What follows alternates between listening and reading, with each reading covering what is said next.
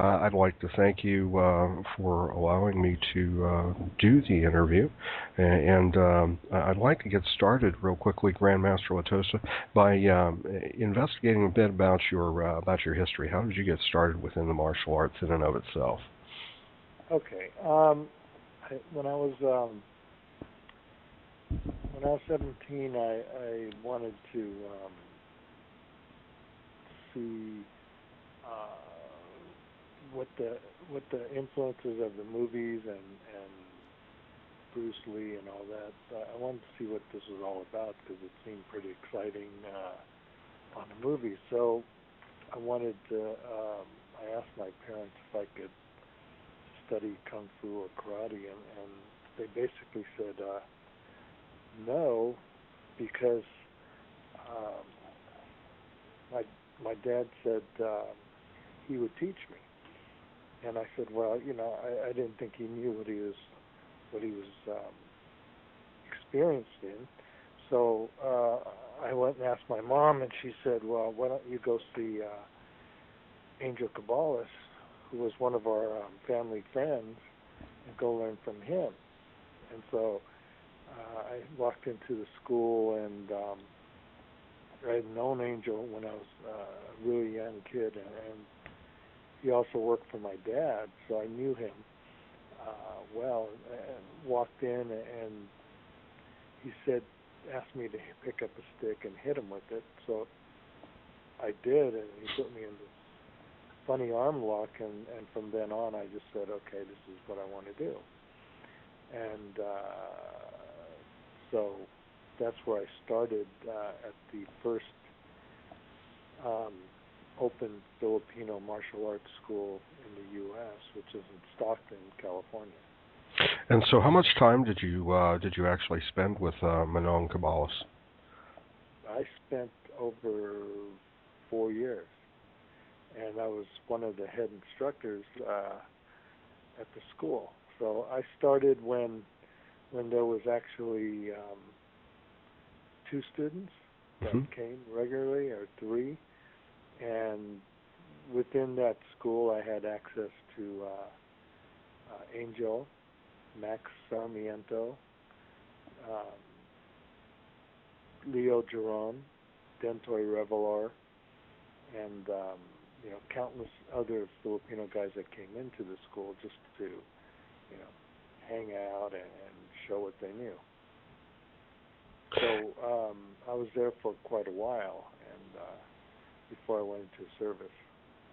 And when initially that you had started in the martial arts, what was your initial impression regarding the Filipino martial arts? That apparently that wasn't your first choice because of the interest in Bruce Right. Lee and Kung Fu. Well, I Was it didn't not know a? any. Mm-hmm. I didn't know any better. So,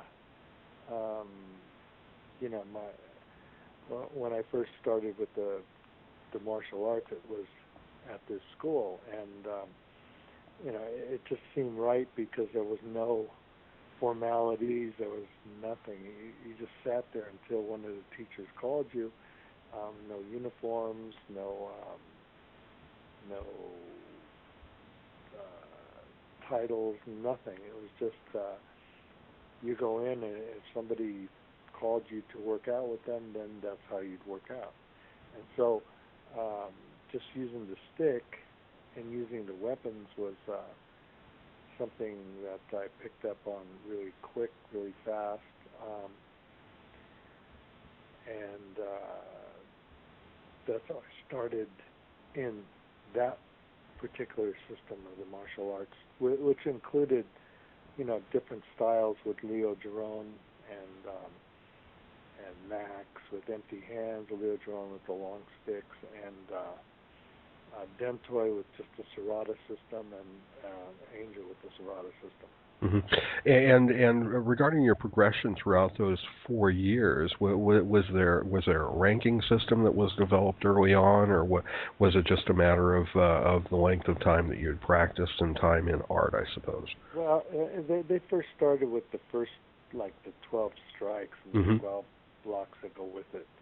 But because I was one of the few students that they went ahead and Angel just went ahead and really just within a year I was finished with 1 to 12 because they needed me for demonstrations and to teach and all that. They didn't have anyone to do demonstrations with, so it was me who was basically the one that came every Monday and Wednesday to the class and taught and demonstrated, and then at the demonstrations I would be the only one doing it with Angel or Dentoy, and so they pushed me really fast into the Serata system to learn it really quick.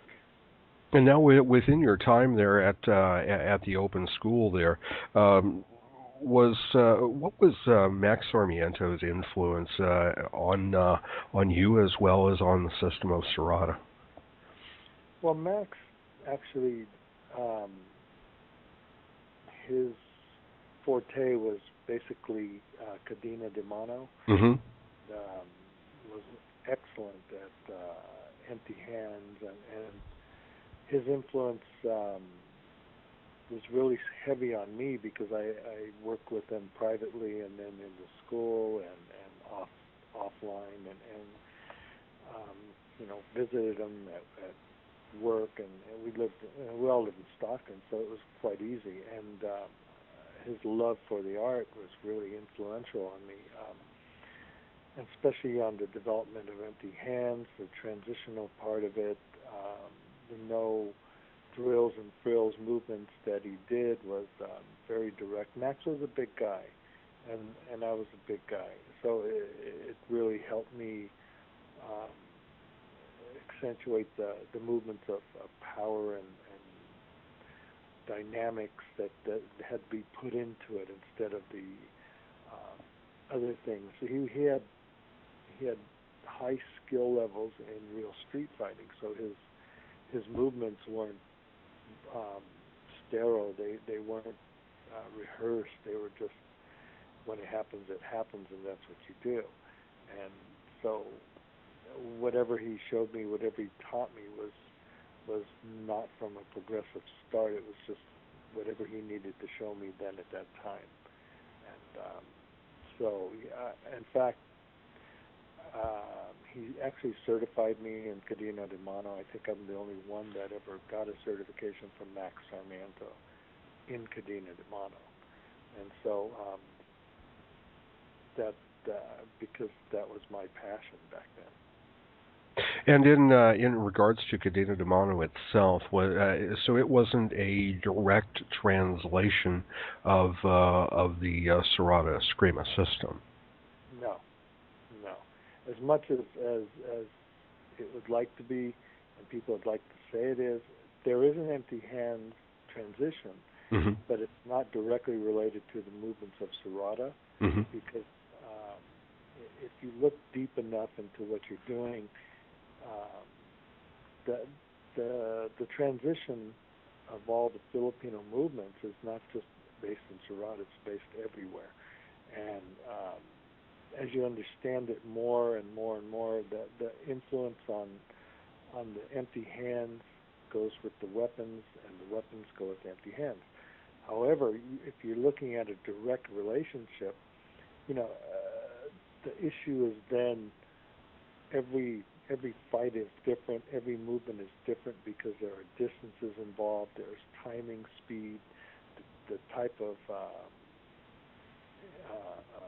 attack that's coming in, and whether you're going to be offensive or defensive.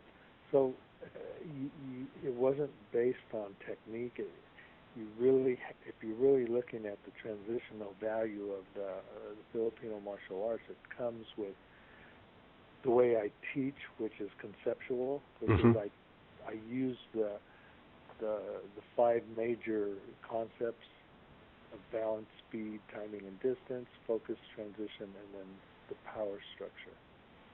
And so with all that, I was able to tie in the various systems that I was taught and make the transition into empty hands and not be not be just system oriented, but actually in a global sense, making the movements based on what's coming, and forget all styles, forget everything else. You're going to have to react to what you do. As my this was the influence my father had on me when I was training. So, in regards to Max Sarmiento's background, where did his influence come from? Was it boxing? Was it gung fu? Well, no, it was basically he learned from some, I think as he said, his uncle, Mm-hmm. some systems, and then when he was younger, they would have them, the old men would have them like fight against each other to learn how to fight, and then as he grew older, he was influenced by going to like into, I don't know how to say gangs. I don't think gangs, but groups of guys that would get in trouble, and they would be fighting every weekend, and knives and fights, and in Chinatown and in San Francisco and in Stockton. So his experience was, the way of the caliber of what he did was basically on his experience on the street, movements, and people that we knew, people that he knew, because there was a lot of Filipino boxers as well, but the movements that he didn't portray the type of movements that we'd use in boxing, but kind of more street level, because as I grew more and more into the fighting areas, when I was boxing, there was no direct correlation between a lot of stuff that he did and the movements that he portrayed out and into the boxing skills. It's a whole different venue there. So, but he was influenced and did a lot of knives and empty hands and sticks with Angel. So his influence didn't come from one person. I think it came from a whole rounded body of experience. I see. And coming from the perspective of training with both Max and Angel Caballos, as well as you said, Leo Giron, when you had gone through the first 12 numbers, at that point, they had felt that you were ready for demonstration and ready to teach? Yes. And within that perspective, or within that progression of the 12 numbers, initially, were you taught one counter? Were you taught three counters, or how did that progress? Well, there's like several counters and options available to you when based on these 12 strikes. Mm-hmm. And then as I gone through that, I was always somewhat outside of the box area, and so Max was showing me a different kind of system as well, and as I transitioned into empty hands, and Leo was doing the largo mano, so after a while it was like all these things had to mesh together somehow, so there was always something missing. Mm-hmm. So as I was practicing various styles and stuff while I was teaching at the academy, it was my dad who had the major influence on me, because I did not know he was a extremely well thought of fighter and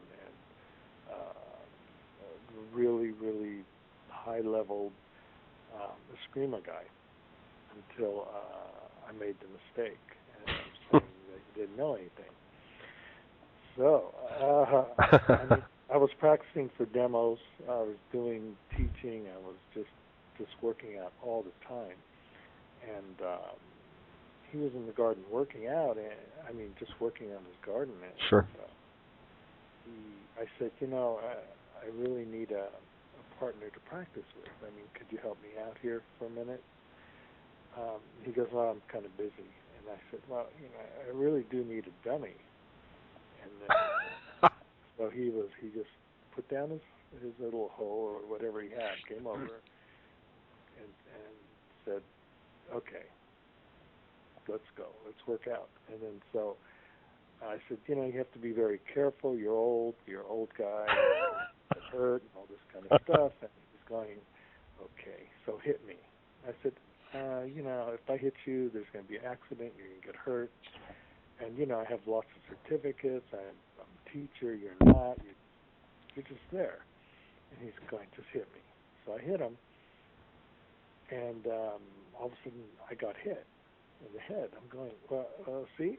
I said, see what happens? When you don't know what you're doing, you cause accidents. And then he goes, well, hit me again. So I hit him again, and he hit me again somewhere. And I'm just going, wait a minute. Then I hit him again. And I hit him in a different place with a combination. He goes, boom, boom, hits me. And this time I was really, like attacked him, and then he hit me again. And so I was on the, you know, he kind of knocked me down on the ground a little bit, and he was kind of laughing, and my mother came out and stopped him. She told him not to hurt me anymore. And so that was almost like the end of my career. I was just going to give it all up. I said, if this novice guy can just come and hit me, then I might as well just give it all up. And anyway, he's just started to tell me. He said, look, you know, this is what I do. This is what I did. This is why I came to America, because I got in trouble because of my fighting and all this stuff. And so, you know, from then on, it was like just crossing the line, and I was like on to whatever he did, how he did it, his strategies, his movements. And, you know, he was very busy. He had a big business, so I didn't have a lot of time. I had to push him and get all the info all the time. But his influence was he did not have a structure. He said, when he was showing me, I said, hey, I like that movement. Can you show that to me again? He goes, I don't know what I did. He goes, I can't do the same thing every time because I don't know what people are going to hit me with. And you know, his total, that's where I learned to conceptualize. You know, he looked at me, he kind of took my tell and everything I did, he already knew what I was going to do. And his defense was his offense. And you know, he wasn't the guy that fools around and shows off. He's the guy that takes care of stuff, and he's done. And he was extremely well versed in all the movements that I could ever think of to hit him with. And I thought, this must be a fluke.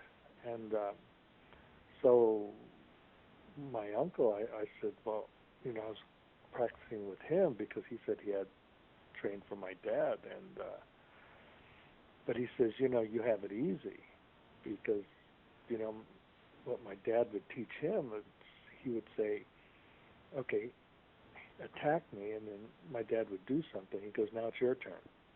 And if he didn't, he'd get hit. He says, that's how I learned. So he says he didn't do very much, you know, for long periods of time because he'd always be getting hit. My dad didn't have control. He just went after them. You know, he said, if you didn't learn it, you don't know it, you're going to get hit, period. That's the end of it. And it was very shocking for me for, you know, the rest of my life to know that this is the information that I have that's sitting right here in my own house because, you know, again, I went to the Philippines. I'm thinking, this must be something even better. So we went to my dad's hometown, and I was down at the square, and a bunch of old guys were there, and I said, look, I'm visiting from America. I want to meet a grandmaster. I want to meet somebody who's really good and who can teach me lots of different things. And you know, I was into learning lots of techniques back then and stuff. And they said, well, go home. I said, what? Just go home. I said, look, I want the best guy here. I want to learn from the best guy, and blah, blah, blah. And they told me, they kept saying, go home. And I said, what are you talking about? Go home. Your dad's home. You learn from him. He's the best, because he was the best in that area. Mm-hmm. And I went, oh. So I didn't know what I had until I, was tried to validate it with people, validate it with different martial artists in the Philippines, and it was, it was like it was him, and because he came, his story was he learned when he was really young. Oh, Hello. Yes, I'm with you. oh, I had a beep there. So he learned when he was really young, and he learned his uncle. He learned from different people, and so when he was a teenager, he wanted to. He told his mother he wanted to go to Manila to go to school. So his mother gave him some money to go to school in Manila, and he diverted to the mountains and trained for a year with a bunch of guys in the mountains. Mm-hmm. So when he came back, he was really, really skilled. But it was kind of strange what he said. He said that when he was training, they learned all sorts of weapons, ones that were like chains and handkerchiefs and all this, and then also learned spear and shield, and his last weapon that they learned, funny enough, was using the samurai. And I don't know if it was just to know what to do with it or what, but that's what he said. He said his last weapon that they learned before they left the school was the samurai, which is kind of a strange thing. So I couldn't, so he pieced that all together for me, his background and his movements and his skills. So to some degree, I guess that, and I'm sorry I interrupted, but I guess to some degree that makes a certain amount of perfect sense, considering the date and the time. I would suspect with the Japanese invasion and so forth that they would. Well before this was before the invasion. Oh, really? That's what was strange about it. I could see it after, but this was in the he came to America in 1922 or 3. Wow. And it was before then that this all. That's why it was strange. I could see it after the influence of the Sure. After invasion and taking over the Philippines, but this was when the Americans were occupying the Philippines. So yeah, I found that kind of really odd. But he said that's what they did because they learned all sorts of different weapons, from different areas of the Philippines, and then this Japanese weapon at the end was kind of the strange kicker. So, but he had actually when I was learning way back, there was a story about a Filipino man who was on the ship that fought a death match with the Japanese guy because he was actually bothering all the Filipinos and whatever he was doing. But as I heard the story, it was actually my dad who was the fighter in that, which was kind of symbolic things that these stories were, because I didn't put two and two together until he said, yeah, when I was coming over from the Philippines on the ship, there was a Japanese guy that was fighting, hitting people and just terrorizing, the Filipinos and all this. And so my dad was a bigger man, so he said he got a couple sticks and said, okay, let's go.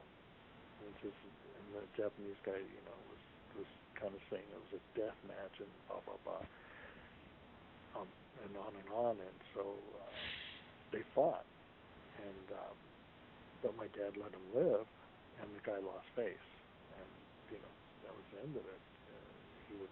He wouldn't kill him, but he knocked him on the ground, knocked his staff around, and when it came down to the last part of it, he wouldn't kill him. He just said, no, okay. And so that was, I think, more painful to the other warrior than having him die. Of course it would be. Now, you had said that you had spent 4 years prior to the military within the organizational school. Was that also part of the time that you had spent with your dad, training with your dad as well? Concurrently, yeah. And the last part before I went to the service, I was, I think Dentoy had left, and I became the head instructor for a while. And so I was teaching, the system, Angel system at the school, and then also training with my dad and Max as well. So, my whole life was like... Now, at this point, had Jimmy Tacosa been there, or Mikey and I at the same time? Jimmy was there. Jimmy came after I did. Uh-huh. Maybe 2 years after I did, or a year after I did, probably a year and a half. Yeah, and he was a junior student there, and he was training with me as well. And also, when I was teaching there, that's when also Danny and Richard Mysterio came to learn from Angel as well. Mike and I was never at the school. He was supposedly learning from him privately, but never saw him at the school. I see. And then when you went into the military, what was your choice of service at that time? Well, I was in the Air Force, and I was stationed and actually that's where I was stationed in London, or in England, and so with the Air Force, I was able to have my weekends off. So I was the first one to actually introduce the Filipino martial arts to Europe. And I did this by magazine articles, writing articles, and actually going out and demonstrating. People had no idea what this was. They had no idea what the Philippines, where the Philippines was located, that they had a fighting system.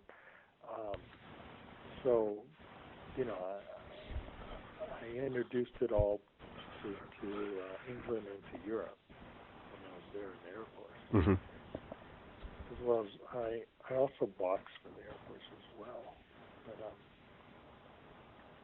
I always have lots of things to do.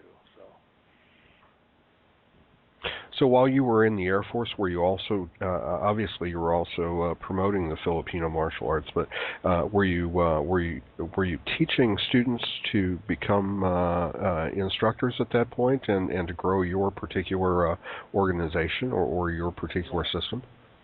No, I was basically building this foundation of the structure of how to teach, of how to teach with concepts, and because I was like when I was in Europe, these a lot of these martial artists were big guys, and they based a lot of stuff on power, aggression, and so when I was first teaching over there, the only way I had to do it was basically brute force against brute force, because these guys were coming and they weren't stopping. And so I gave them a stick to boot, because I would just give a class all the sticks they wanted, and then I said, attack, do whatever you want. And I mean, that's the only way that I could actually promote the art, or else, the only way that that you can walk into a school and make believers out of people is you gotta hit the road, and where the rubber hits the road, that's where you have to be. I was I walked into I was invited actually to demonstrate what I did to it was a jiu-jitsu judo school in London, and I walked in and I was 23, and all these guys were, you know, 28, 30, 35, and I said, oh man, there's a bunch of old guys in here. I was like 23 going, and I had no formal training, so I didn't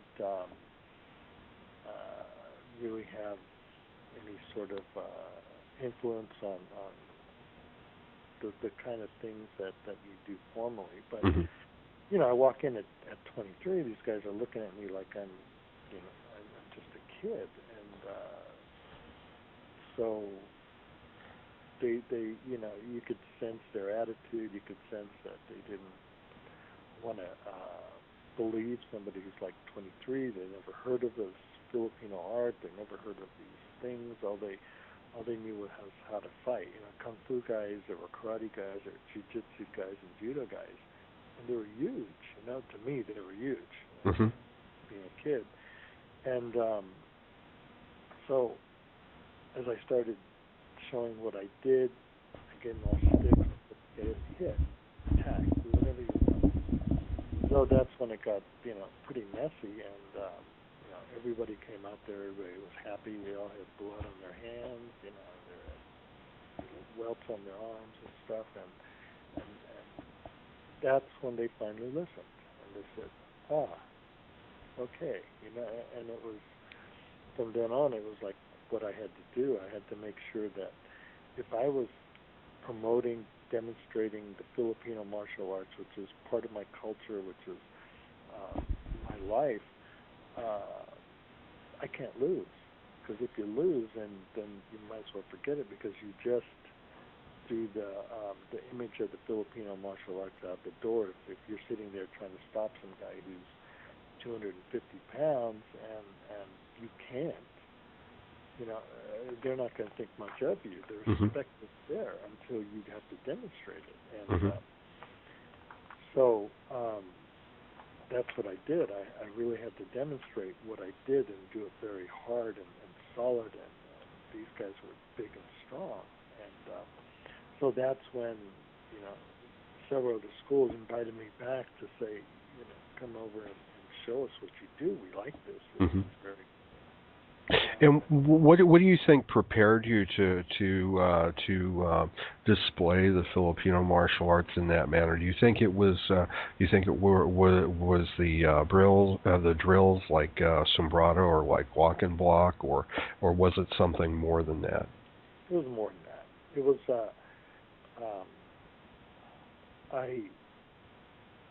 since nobody's ever heard of it, and some of my major in college was ethnic studies and trying to promote and keep the history of the Filipinos and the people and how they immigrated into the U.S. and all this. So as I brought that further out, and on the only way that the tool that I had was doing it through the martial arts, and because they're just trying to promote the culture and all this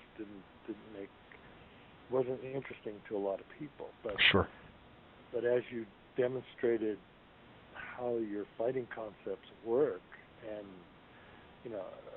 this is what got people very interested in me and my skills and the power that I demonstrated coming out with it. But it was, for me, it was make or break. There's just no other way to do it. I'd either win or win. If I lost, then forget it. I've just destroyed everything that I believed in the Filipino martial arts. Because I believed that it was a very, very solid system if you deal with it conceptually. But if you deal with it in a sterile manner where the other person is doing what you want him to do and you're following what he wants to do, I mean, that's fine.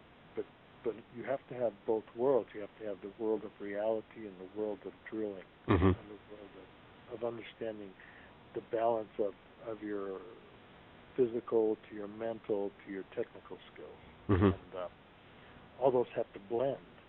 And once they blend, then you know, that's what I was trying to promote. As I'm promoting now is that Filipino arts is more than just, you know, stick drills Sure. and stick movements and counters. It's a way of life, and it's a way of progressing you as an individual, not as not promoting the system as it is. Now, while you were in the military and your time in England and in Europe, is that about the same time that you had met Eamon Bostap?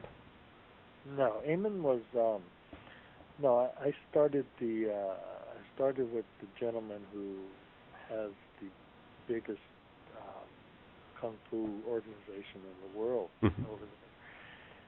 And he became a private student, and he promoted Wing Chun and Leon Ting and Mm-hmm. whoever. And you know, many years into training into, you know, part of the weapons side of the organization, you know, Eamon was a student, and he was a student of Keith Kernspec, and he would, you know, Eamon would come to the seminars, and he just blossomed, you know, after a while into, you know, a very, very good martial artist.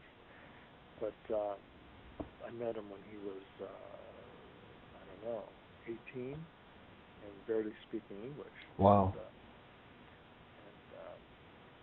wasn't very, he hadn't even started his workouts yet, you know, with his build bodybuilding and strength Mm-hmm. training and all that. And so, you know, a lot of these guys that are there in Europe right now teaching either Wing Chun or Eskrima, you know, I had my influence on them all. You know, So initially, now, did you start with Leon Ting's organization then, and well, co-promoting at that time? yeah, it was Keith Kernspec, and Leon Ting was the empty hand side of it, and I was the weapon side of it. So it was like divided into two, actually. I see. So I did all the weapons, and Leon Ting did all the empty hands. But we weren't ever together, you know, it was just working in the organization that I was doing all the Filipino stuff and the weapons, and Leon Ting would do the empty hands, or the Kung Fu side. Mm-hmm. I would do the Filipino side. And how long were you in the military? I was in the military for 5 years. For 5 years, and then did you immediately return to the States, or did you spend more time in Europe? I returned to the States, but I'd be in Europe every year, Mm-hmm. or twice a year, or whatever I needed to be there to, because there was over, the organization had well over 10,000 people, and so my seminars would be from one end of Europe to the other. You know, in 2 weeks or something, I'd give 17, 18 seminars, but that's to make sure the quality control of what I was teaching stayed. And so I would quality control every year, every 6 months over to Europe. But when I came back to the States, I had opened a school in San Francisco, and started training lots of people who came through there Mm-hmm. in the Bay Area. So what do you feel that your primary key was when, going back to your initial introduction of the Filipino martial arts to Europe, to England? What do you feel that your key element was to developing your teaching methodology and developing your particular system? Well, the main key was just stepping back, looking at all the Filipino systems, and you're thinking, well, Jesus, you know, there's hundreds upon hundreds of different types of systems. Mm-hmm. However, they, you know, funny enough, they all are denoted as Filipino martial arts. So, you step back and you're going, well, what makes all this the Filipino martial arts? And it's not the techniques, it's not the size of the stick, it's not what people have taught you, and you're thinking about it, and you're thinking about what's the universal things that make this gel. And so as I stepped back, I said, you know what? It didn't matter the weapon, didn't matter the type of weapon, didn't matter the empty hands, whatever it was. I said, there's, and then when I was boxing, also there was traits of all this that had to tie together, and that's what drove me. It was understanding that the initial part had to be balanced. Right? Mm-hmm. It had to be balanced, right? And then you had to understand the mechanics and the concepts of speed, timing, and distance as they all relate to each other. When you're doing a punch, throwing a punch, or somebody's punching at you, and then you had to be focused. You had to be focused on your opponent and know where he's coming, know his energy, and then you had to have power. That you have to know where your power is to execute whatever technique you're doing. Mm-hmm. And so, or offense or defense, it didn't matter. But whether you're executing offense or defense, you had to have power, you had to have balance, speed, timing, and distance. That means you have to focus on your opponent. That means you got to hit somebody. You could be the fastest guy in the world, and I've run into this guy who claimed to be the fastest guy in the world. I said, but you got to hit somebody. It was my whole deal with this guy, and so. He goes, yeah, I could execute this technique within 2 seconds. I said, it doesn't matter what you do. If you don't hit anybody and nobody hits you, if your timing's off, what good is that technique? It's absolutely invalid. If you can't hit anybody when they're coming in, if they stall, they stop, you Mm-hmm. break timing. This guy punches, he doesn't hit anything, but he's punching really fast. Fast is a meaningless term now because you didn't use all the items that you needed conceptually to make the punch. Each punch, each kick, each movement, each hit has to carry all these concepts with it. And as you carry the concepts of balance, speed, timing, distance, and then the focus and the power, that's when you make the transition. Once you have all those things, you can put the same technique if you're following the formula of all this into transition, which means you could use any type of weapon, any length of weapon, because your cognizance of the speed, timing, and distance of the weapon, your balance with that weapon, whether it's heavy or light, you're focused on your opponent, and you know how to derive power to that. So the transition is moving into empty hands, into sticks, into knives, into heavy weapons, soft weapons. Sure. That. Mm-hmm. And that's what drove me to this whole understanding, because it doesn't matter where I teach, who I teach, what the system is. I develop what they're doing. I develop the individual, and I develop the group by making sure they understand balance, and if they have their balance, if they have their focus on their opponent, if they know how to get power from everything they're doing, it doesn't matter what the technique is, and then whether they have speed, timing, and distance in their brain to fit into the rest of the stuff. So, to me, it doesn't even matter anymore. Like I teach at Krav Maga schools, Kung Fu schools, karate schools, other screamer schools, Kali schools. It doesn't matter anymore. And boxing schools and boxing clubs. I teach boxing clubs all over Europe as well. And that's why it really doesn't have anything to do with weapons anymore. It has to do with concepts. The concepts of how you utilize these concepts into your techniques. And it doesn't matter what you do anymore, because you could do whatever you want as long as you fill the blanks in with the formula of the concepts. And that's what drove me. It goes back to the. It goes back basically then to basic motion is motion, as a concept as a whole. Then wouldn't you say? Yes. Well, the concept or the concept of movement, but also the concept that you have to add strategic positioning in that as well, and also the unknowns, and make sure that if you can't be directly in front of it, or to the side of it, or to the right or left side of it, that you're still balanced, to the attack coming from the side, attack coming from any of the angles, any of the speed that he's coming in. Because I've always preached that I don't know who my opponent is, and you never will, because I don't know how fast he is.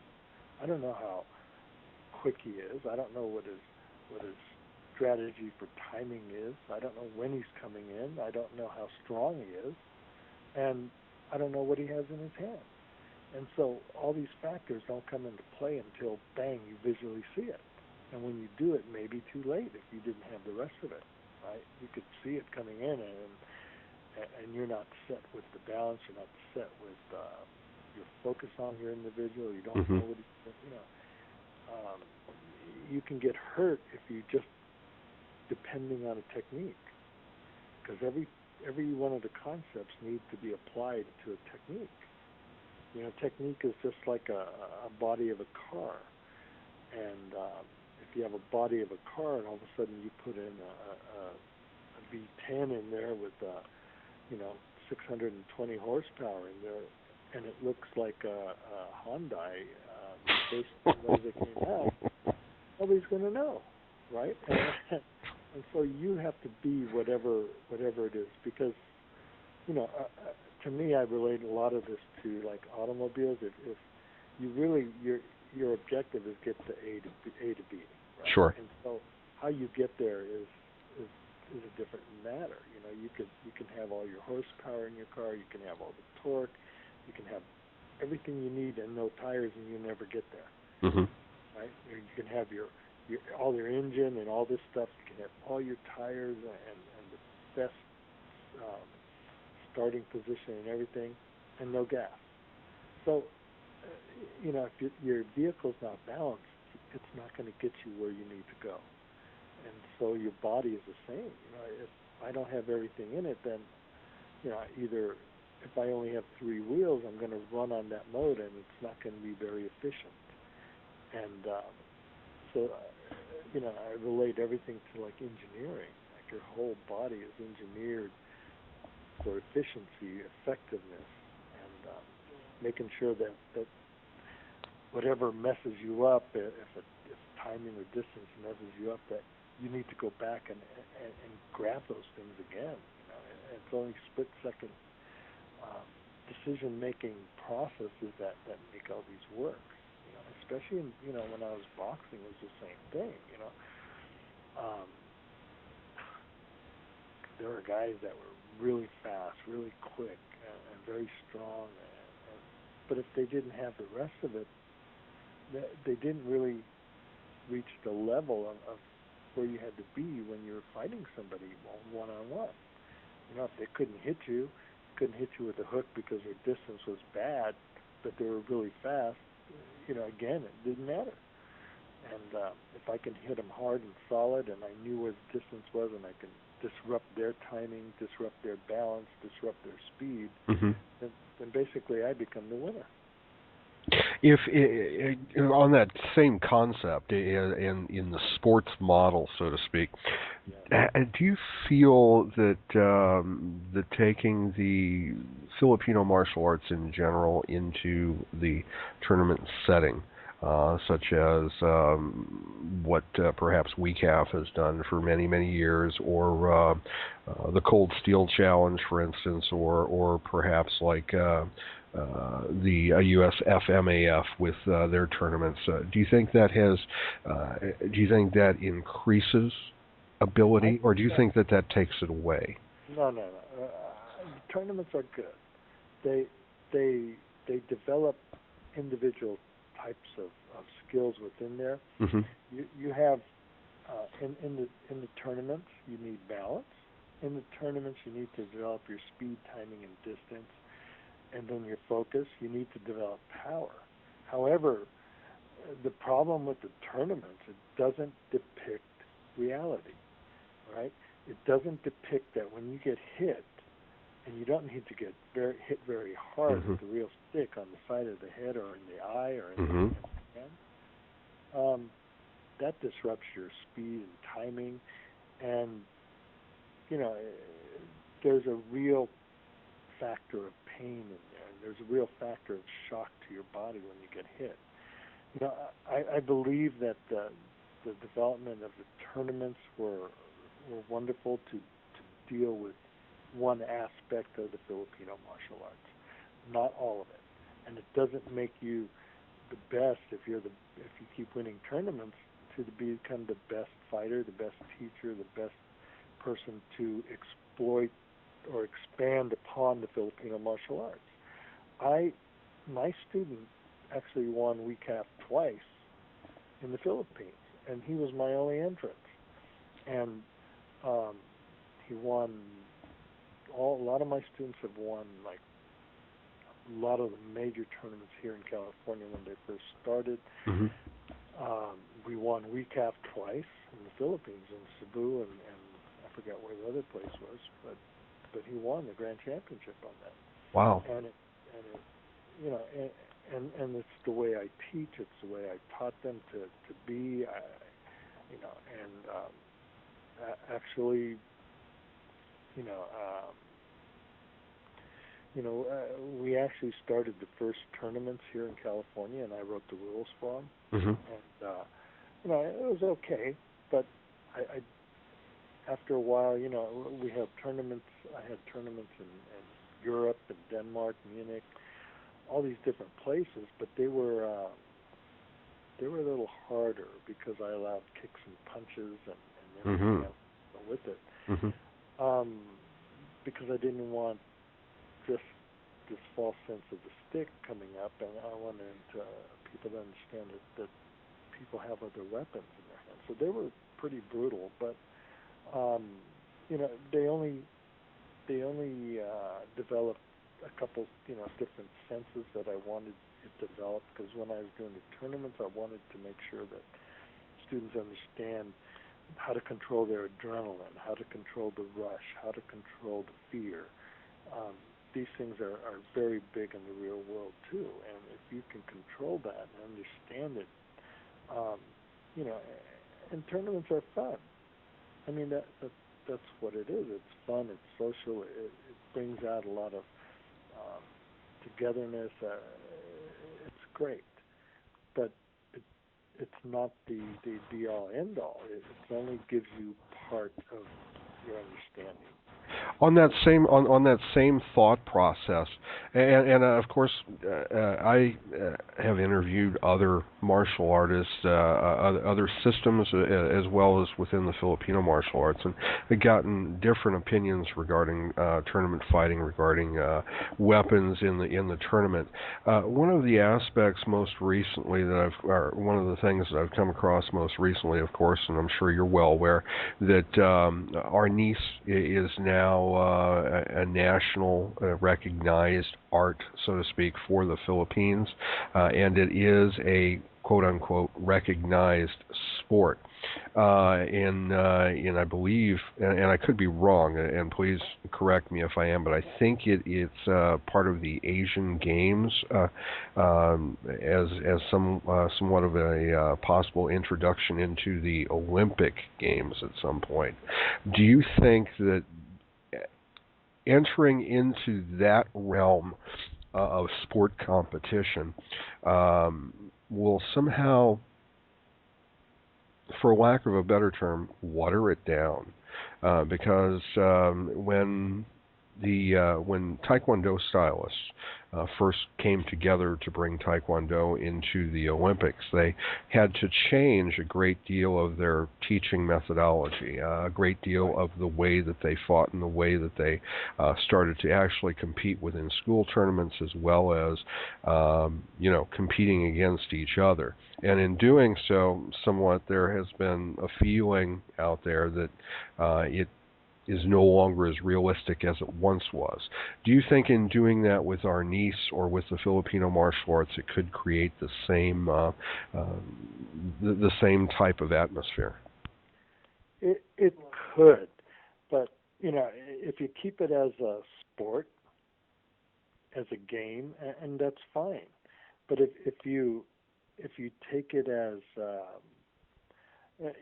because when they put it into the Olympics, they put it into that. It has to be a watchable sport. It has Right. to be something that people want to view, something interesting. After a while, people hitting themselves with padded, with sticks against padded people in headgear and all this kind of stuff. Mm-hmm. I don't know if it just becomes more than Rock'em Sock'em Robots. For eventually the viewers will get bored. I mean, it's just, it's not like boxing when you throw a hook and the guy falls. Somebody really got hurt. If you're playing the game for points, it's going to be,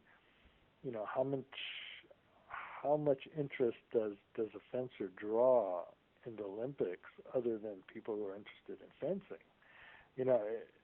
The, Sure. Uh-huh. or whatever that other one is where they push that little big old disc down to the other side.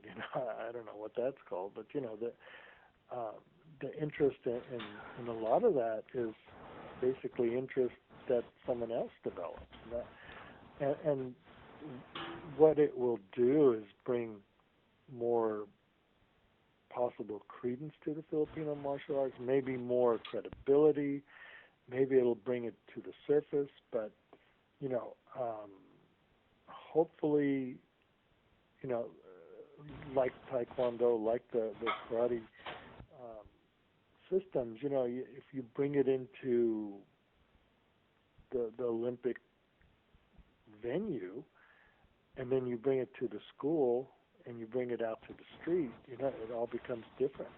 Mm-hmm. And did it get watered down? I don't know. It's going to depend on the teacher who's teaching it, whether they can separate the idea of sports, of drills, of reality, Mm-hmm. and what they put into each one of those. You can, anybody can train to be, a basketball player, but until they get down onto the court, and it becomes more real than the drills that you did, and when you get, it's like NFL, right? You get into the first part of, you get in high school football, it's this. You go, oh, Sure. wow, that's really great. You go into college, you go, oh, that's really great. Then you go into the pros, and that's the real deal, where Right. where the speed is so much different, and the contact is so much harder, and these people have polished their skills and their eyes, and they. If you watch a professional player, it doesn't, and this is where I grabbed everything that I put into the Filipino martial arts, is that every single sport that I know of, requires all of the concepts that I use in the Filipino arts and in the martial arts. Mm-hmm. And if you don't have those, then you're not playing at the level that you need to play at. If only so many people make it up to the NFL, so many people from high school make it to college. So many kids just make it to high school, and so because you're lacking, if you get into the pros, you maybe you could throw it maybe the furthest football. You could throw the football 80 yards. Who knows? But you may not be accurate because you can't focus Mm-hmm. on Mm-hmm. where you're hitting. Mm-hmm. And so you're throwing interceptions left and right, but you could throw 80 yards. You know, the reality and the structure of the game becomes two different things, and that's why you know, I taught in Vegas to this whole group. There must have been like 15 grandmasters all the way that came from the Philippines, and all these different things, you know, and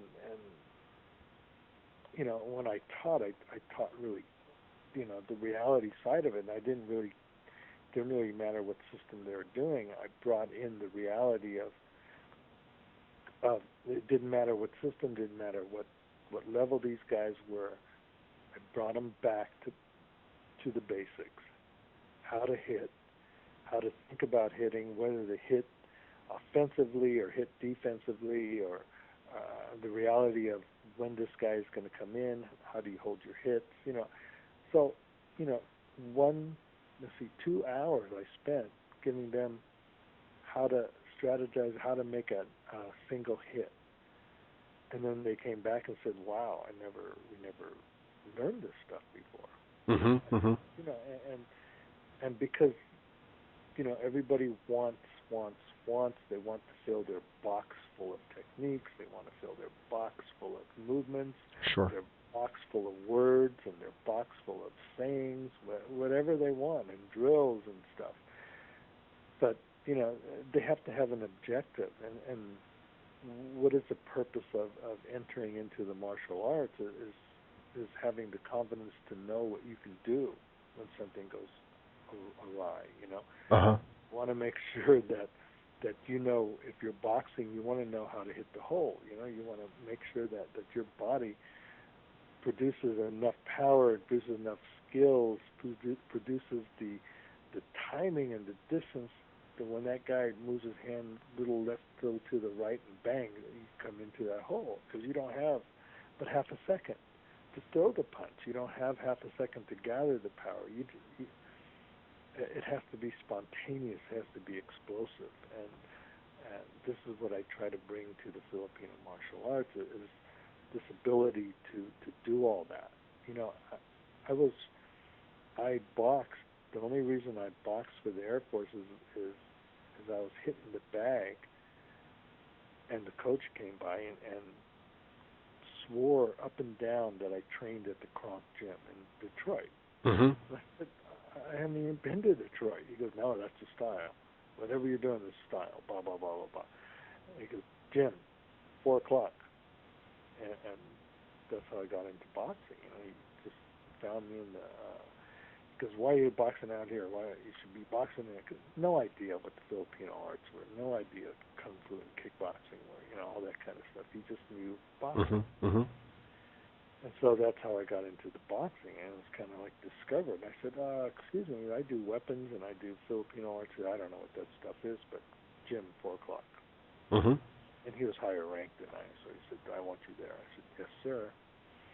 So, you know, it was that kind of deal. And so I never really got a lot of boxing training. They just threw me in. You already know. I said,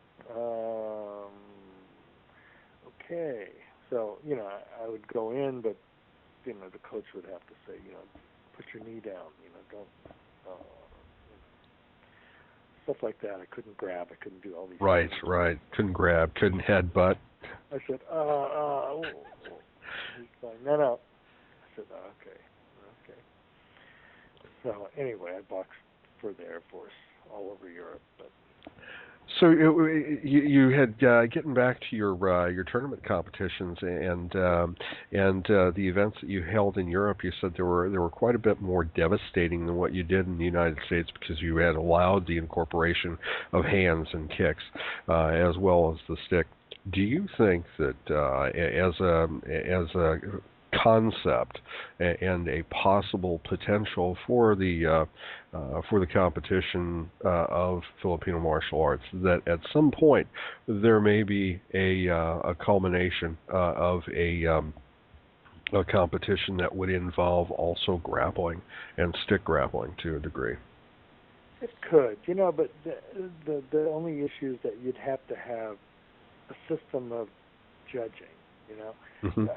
how much do you judge on top? How much do you judge when do it on the ground? Mhm. And if the guy isn't really getting hurt or doesn't have a lot of fear of coming in because that stick is hitting pads, Mhm. you know, what's stopping him from going ahead and shooting you or Right. coming down and trying to get you down because he's not going to have pain. You know, and in reality, if you hit the guy, I mean, you don't have to hit very hard to hurt somebody. No. And, you know, but I hit really, really hard. So just a moment of impact, and then I repeat hits really fast as well. So, you know, with pads, you can hit 100 times and the guy's still coming at you. You can't Mhm. stop his momentum. Mhm. So you have to use other things to stop his momentum, which is a knee or just making sure you're braced on the hit.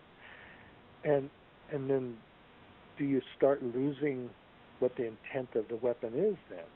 You know, if you go to the ground, you go to all these different things, do you then marginalize the hits of the punches of the kicks of the stick? Sure. You know, and that's where I have an issue with, because it creates a false sense of security when you don't have any pads on it and you rush into a guy with a weapon who knows how to hit it properly. Right. You know, you've just set yourself up for you know, to lose and have, you know, permanent damage. You know, I all my life I feared I having weapons in my car because I can hit.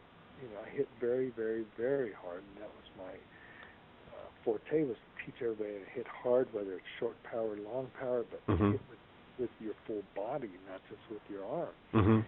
And so my fear was if I hit somebody with a stick, that's it's over, you know. And so what I always had to do was carry these little plastic bats that they use in for kids for baseball, because I figured that at least that would break before, you know, you do permanent damage to somebody. Sure. Sure. So I never ever had a weapon in my car. I was just too afraid to. If I have to use it, then, you know, it could become fatal quickly. Mhm. Mhm. I don't want it to be like that. You know, that wasn't what it was meant to be. But if I had to protect my family and my kids, of course, that's the number one thing. I have to know that I can do it, not that I can't do it. You know, see, and this is my test of what I and how I teach people, that they have to have a sense of urgency, which is basically lacking. You know, if I had a weapon in my hand and my wife, my kids, and were right behind me, and these guys were coming at me, Mhm. and if I didn't stop them, they're going right to them. Mhm. So, you know, my whole intent of everything was to make sure I stopped the person all the time. Mhm. Make sure they're stopped, and once they're stopped, then I can move on to another person or blah, blah, blah, or do whatever I need to do. But if I can't stop them, if I'm just using arm power versus a guy that's 200 pounds running at you, you're not going to stop him. Physics just doesn't allow you to Mhm. stop him. Mhm. Now, tell me a little bit more about that, if you would. You say arm power. Now, are you talking in regards to Loptic movement or Yes, Wittek movement? talking about um, people who just independently use their arm to Mhm. make the hit. Like if I was punching, I was standing straight up and I'm punching. Mhm.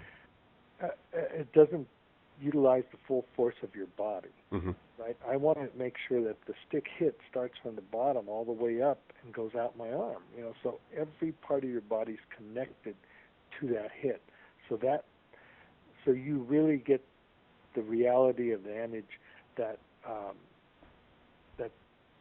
that whatever's in your hand is part of you.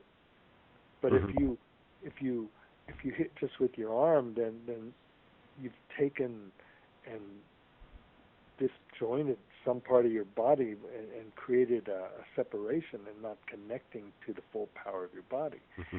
You don't get a quarterback who throws a ball accurately and far and with power, and without him utilizing his whole body to throw the ball out. Right. You can't throw a ball very far if you're outfield on as a shortstop back into the home plate unless you had the full power and utilize your body to its fullest extent. Mm-hmm. If you just do it with your arm, you're never going to make it, and they kick you off the team, and you find another occupation. Right. You know? Absolutely. I mean, and so, the whole intent of to me, the martial arts is whether it's very minute or it's mm-hmm. very deliberate, your whole body becomes that one power. And if you don't utilize that, then you're not using everything to the full extent of what you can do. Sure. You just don't get to the next level of any sport if you don't know how to use your body to its full extent. No mm-hmm. basketball player in the world is going to stand there and do a jump shot and not use his toes. He's got to make the lift before he throws out. Everybody who plays soccer is right on cue with their body and throwing that kick into the ball. They can't do it without balance. They can't do it without power. If you're missing one thing, it's not going to work. It's not going to work to the highest level. And I believe in training people to the highest level they can go and then reverse it back down. Because as long as they are able to hit the highest peak they can, that means that they can hit the lowest peak and everything else in between because they know they've reached the highest level they can go. And then they reverse down and hitting less. But all those are still options from the lowest to the highest. Right, so they have all these things in between that they can use, and if you understand that, it's I make sure that everybody can do at the highest level what they can do, and then I can back down, and at least they know that that's an objective to reach again, right? It's like consistency in the golf swing. If you can hit the ball consistently, you'll be on the pro circuit. I mean, that's it. If you can hit a ball 300 yards and you know how to do it, and you could put everything into it, and you do it consistently, and it lands where you want it to be, then you'd be on the pro circuit. If like everyone else who plays golf, we're not that consistent because we don't really utilize the whole potential of that. Of the golf swing, of the body, of the legs, of the toes, of where we're looking, where our head is, where our body should be, where all the things that go into making a great golf swing is the same as what makes a perfect stick hit, a perfect punch. All these different things. It's all got to work together. I see, and so with your particular teaching methodology, then, and as you said, your development toward the concepts as a whole is very much coming or stemming from your father's teaching and your father's methodology. So would you say that your primary influence then for the Filipino martial arts was more your father? Yes, but the basics obviously and the initiation to the Filipino martial arts came with Angel, with Jerome, with Sarmiento, with Revelar, with all the guys that were at the teaching at the academy. I wouldn't get where I was without having the basics and without the credit and the tenacity for them to keep teaching someone like me and putting their faith into, because back then it was more of a, if I like you, I'm teaching you. If I don't like you, you're not going to learn anything kind of ordeal, because it wasn't a money-making operation. It was trying to spread the Filipino culture to to other places, and my parents were fully into the Filipino community, and so my part was trying to understand that the Filipinos did have their own art, that they were that it's a very viable art, it was very effective art, it was it was a warrior art, and so I mean that was my drive to that, to make sure that my culture stays, and sometimes it to me it feels very I feel very disappointed at times because wherever I teach, wherever I go, there's always a lack of interest by the Filipino young kids and all this. They're more influenced by what they see on TV and what they see on the games and all this, and their whole art, it kind of goes by the wayside. Like, I gave a talk at a whole this convention in San Francisco for all these gang guys and Filipinos and Asians and all this, and half of them, the gang guys never even knew that they had something to be proud of. All they knew was that they had to protect their territory and whatever their culture this way, but they it was sad, but and this wasn't too long ago, but 50% of them didn't even know the Filipino martial arts existed. Wow, that's a shame. I mean, particularly in the Bay Area where there's so much access. Well, it was like, I think it was about 10 years ago, and these kids were young. I mean, even though they were 17, they're all gang related, and their whole life was based around, formation of the gang. But sure. When I gave the demo, they're going, we didn't even know that there was something like this, and, but and that was sad. And wherever I go, when I try to, show this, and there's big communities, like when I was teaching in Alaska, there's big Filipino communities there. But, maybe one showed up to a seminar, and you're going, and they're more into doing, a lot more of them, of the Filipinos were into doing kung fu and karate and all this, and you're going, they just, I don't know. It was, to me, it was my culture, and I wanted to know it. As a whole, the Filipino martial arts community as a whole had seen a growth, of course, since the late '60s and '70s, and of course early '80s through the efforts of yourself, through Dan Inosanto, Richard Bustillo, of course Angel, and Modern Arnis with Remy Presas, and of course Ernesto Presas, but still, in all.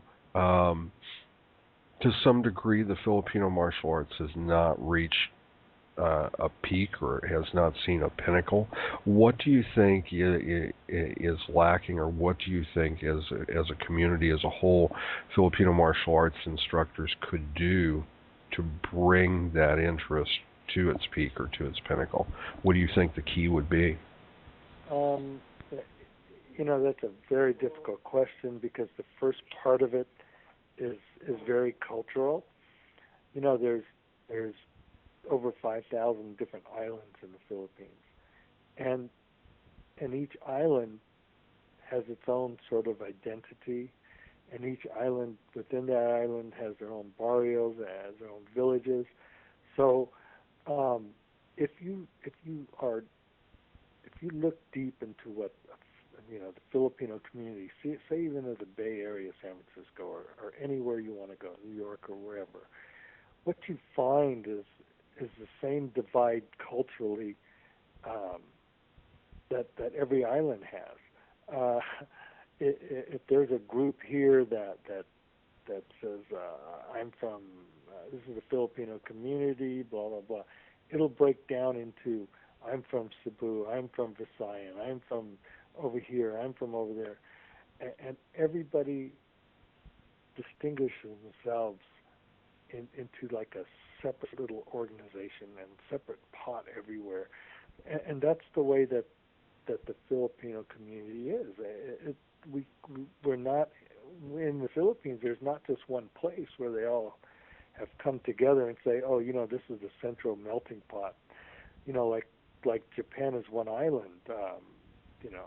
Hawaii is one place. And yes, they could be central there, but when there's all these different areas and different dialects and different culture, different attitudes, there's always the Filipinos. If you look into history, look into how the culture and community develops, we're never one. We all like to separate into our own little distinct groups. Mm-hmm.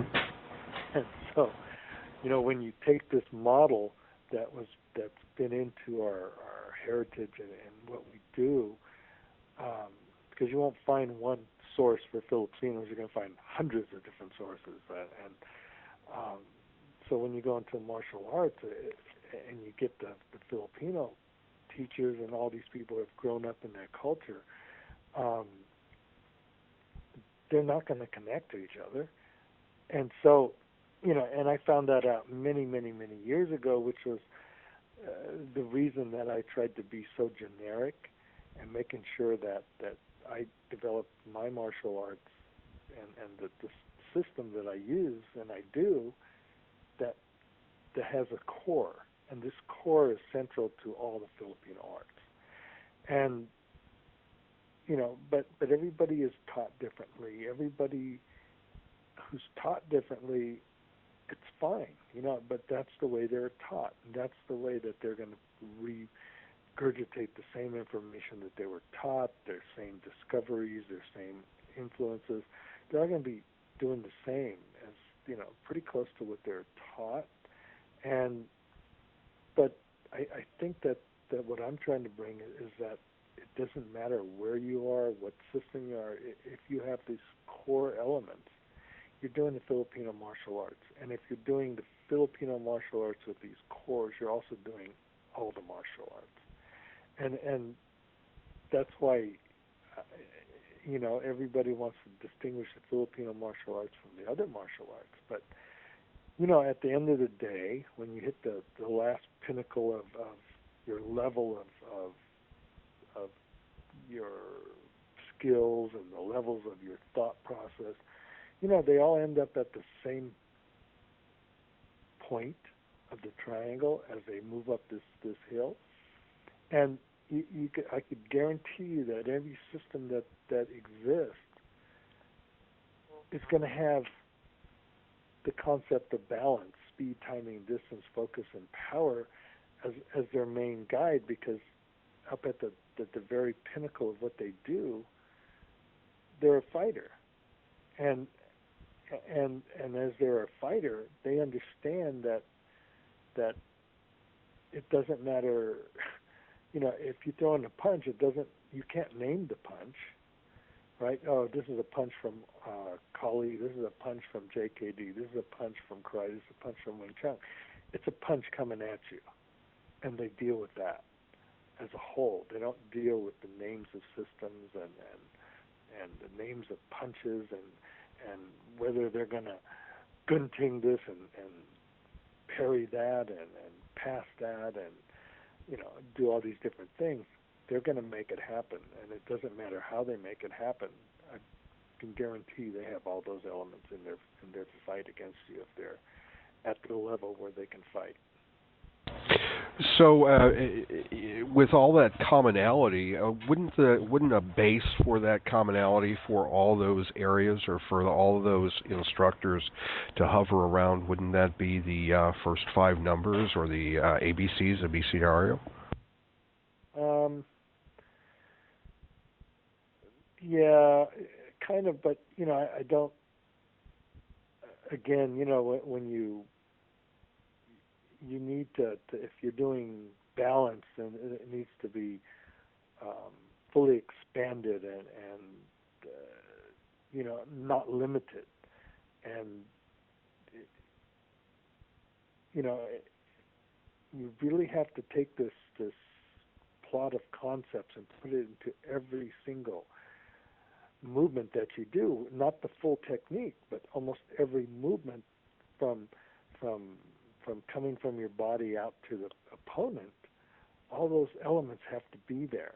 And if there wasn't one element that I didn't use when I was boxing, when I was fighting, when I was doing weapons, doing teaching, doing staff, doing spears, shields, all those weapons, all those concepts came into play, and every movement came into play even when I didn't hit the person, because I'd have to regroup and regroup all those concepts back into my point, my objective. And the difference is that in the system that I teach, there really is no blocks. I have no blocks.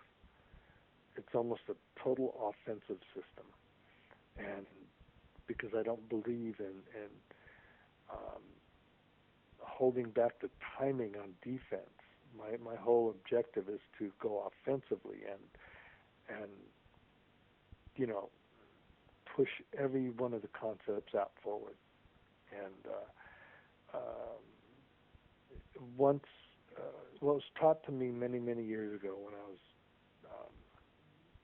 fighting in the streets, that if you are defensive, then someone's offense is going to get at you if you're totally defense, and it works the same in sports. If you're totally defensive, you're going to be losing. Defense doesn't make points in the football field. It has to be both. It has to be balanced, and it's basically offensive that throws the ball out, moves forward, and never goes back. It's boom, So I kind of have this whole strategy of always going forward. Somewhat, and that brings to mind a quote. I don't remember whether I read it or when one of the instructors had commented, but they had asked Manon Caballos one time what he attributed to the win as many times as he had won a match or as many times as he had won a fight. And the one comment that was made by him was that he did not hesitate. Exactly. And when you're saying, by the time you're saying, I wonder what he's going to throw, you've lost a quarter of a second. You lost half a second. And that means he's grabbed your timing. And so if you don't know how to read somebody when he's going to hit, you don't read his body actions, you don't read his energy, that's hesitation. And you really have to be understanding of explosiveness. And most of the teachers that I had, they could only explain it physically because of how they grew up and how they were brought, and they didn't have the ability to go to school. They didn't have the ability to learn how to fully explain what they did. And so, through progression and through education and all this stuff, we are the people that would basically have to show, what they really meant and how they really, how we can state it more eloquently than just hit the guy and that kind of stuff, and it's nothing. It's not their fault that they couldn't achieve education and they couldn't achieve the ability to explain what they did. It was the circumstances of the era that they were growing up in, and the economy, and not everybody had money, and not everybody can go to school, and the school was reserved for those who had the money and those who had the influence to get into the schools. So back when these guys were learning this, it was a passed on sort of learning, and obviously they and you could really say this, that back then they didn't understand physics. They understood it in their heads, but I don't know how they could explain physics and how you do this to that. When they didn't have that educational background. Sure, that's why I suppose it was when folks were taught it was do this or do that Yeah, this way. exactly. And my father couldn't teach me,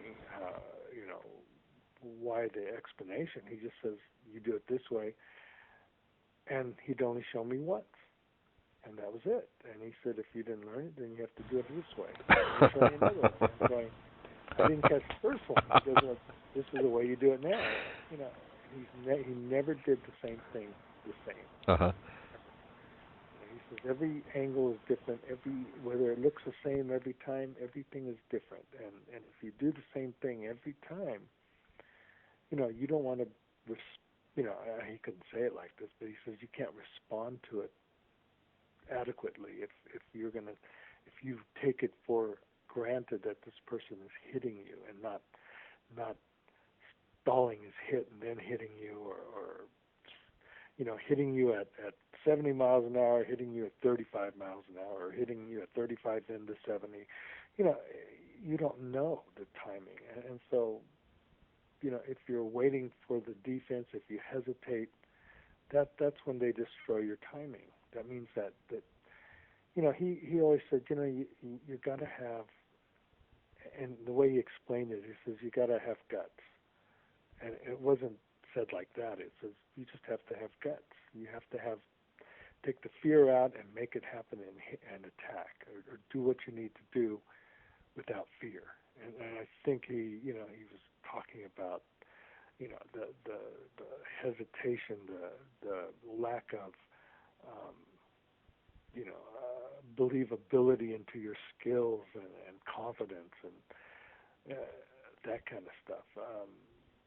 You have to believe in that you can do what you can do and your body can do it. So a very good description then for all Filipino martial arts of the way that you feel it should be taught would be always in transition, always in flow. Yes, always in transition to the next movement. If you didn't hit your objective, if you hit your objective, what's the assessment of it then? It's got to be just instantaneously. Once you hit the person, did he move back? Did he come in? Did he move to the side? Did you hit him hard enough? Is he stopping? And then all these things have to get reprocessed, and boom, what do you do next? Do you hit him with the other hand? Do you then push him? Do you move forward with enough strength to get him off balance? Or did you get him off balance? Did you make it work? If you didn't, why? And what do you need to do to regroup at that moment? What if you lost it? What if you lost your balance? What if you got hit and you're going, instead of saying, okay, you've gotten hit, but how do I get my balance back? Did I lose my balance? Is he taking over the point of balance from me because I've lost mine? Is he taking over my distance, my focus? Is he taking over where I no longer have the advantage? And how do I get the advantage again? Instead of going, I got hit now, you have to think about, what do I do? Do I do this or this or this or this? You have to know how to react to what went wrong. You have to react to what went right. As the Latosa system of Eskrima being one of the most or more successful systems as far as propagation is concerned, and as far as international study, where do you feel that your system and you will be 5, maybe 10 years from now? Well, I want to have this ability to show that that when people go back and people research and I don't want clones of me. I want people to understand that the Filipino arts has a consistency of these elements that everyone else has. So it'll stand, even though it was, one of the last arts to really come out. I want it to stand in equal ground to everyone else, because we don't have the same years into the society as karate does, as kung fu does, as jiu-jitsu has, as judo has. I mean, we're like 10 steps below them, because there's no idea of what we do, because there are a lot of Filipino martial arts instructors who say, yeah, I do eskrima, and all they do is twirl sticks, all they do is,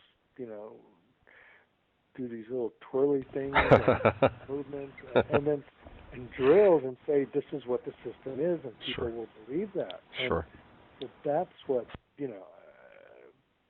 that's what you want to, you have guys that teach judo, karate, and then you have guys that also teach judo and karate, and they're at such a low standard. You're going, geez, if you really do karate, you go, God, I hope they eventually understand that some of that is bogus, and they really need to, are they just doing it just to show off? Everybody I know does eskrima, but when it comes down to it, they're just doing stick movements and nothing substance on it. And there's just nothing backing it up, or nothing, the real feel of what the movement really is, and it just doesn't gel. To me, I've been to hundreds of places, and you can imagine that I walk in and they're doing number one strikes, and they've already hit the guy 100 times, and they forget about the initial hit, which should have been the one that they first hit the guy. Right.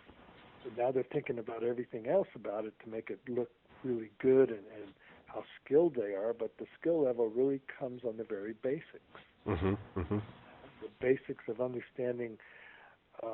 You can't do any of the martial arts without at least having the foundation of balance, and they're moving all over the place.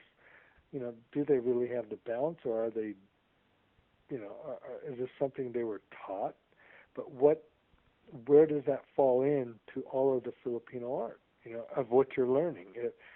If you're learning footwork that moves you every which way, whenever, and all that, that's fine, but it has a place. And where is that place in your training? And if you're going to hit somebody, you need to know where the best power is, how you could hit the person, and can you hit them again if you miss again? There's just hundreds and hundreds of things to learn and understand about the Filipino arts, which is, the people always say, oh yeah, I know eskrima, I know kali, I know arnis, and they go, yeah, I know all that stuff. And you're going, you know all that stuff, It's like you walk up to a guy and says, do you know karate? Yeah, I know all of it. You're going, really? Do you think that some of the detraction away from the Filipino martial arts is the fact that it does involve a weapon first as opposed to empty hands? I know that I had seen a comment that Gilbert Tino once made, and he said that a mistake that, and this is paraphrasing, of course, but a mistake that people often make is that they take eskrima as a stick art, but it truly is a blade art. And do you think that impression of using a weapon first as opposed to empty hands and going into weapon is part of what detracts the popularity or the interest in the Filipino martial arts? Yeah, it's the danger. A lot of people go into martial arts, and with this idea that they want to protect themselves or train or do whatever they want to do with the martial arts, but when it gets down to the real fact that, you know, 65 to 75% will never ever get into a confrontation, and so, you know, you could live out your fantasy of beating up 10 guys or beating up Mike Tyson with a kick, you know, or something like that. You could live it in your training, and you know, with the Filipino martial arts, if you make a mistake, you may get hit in the hand with it, and they don't like it, or you know, it's the danger of having to really, really focus, and maybe your partner is not able to control, and where in the other martial arts that don't do weapons, yeah, they can hit you, and if they're not hitting you with full power, you're going to say, oh yeah, well that's part of the training. But someone hits you on the elbow with the stick, and it, you know, causes a big lump. I doubt if they want to come back again.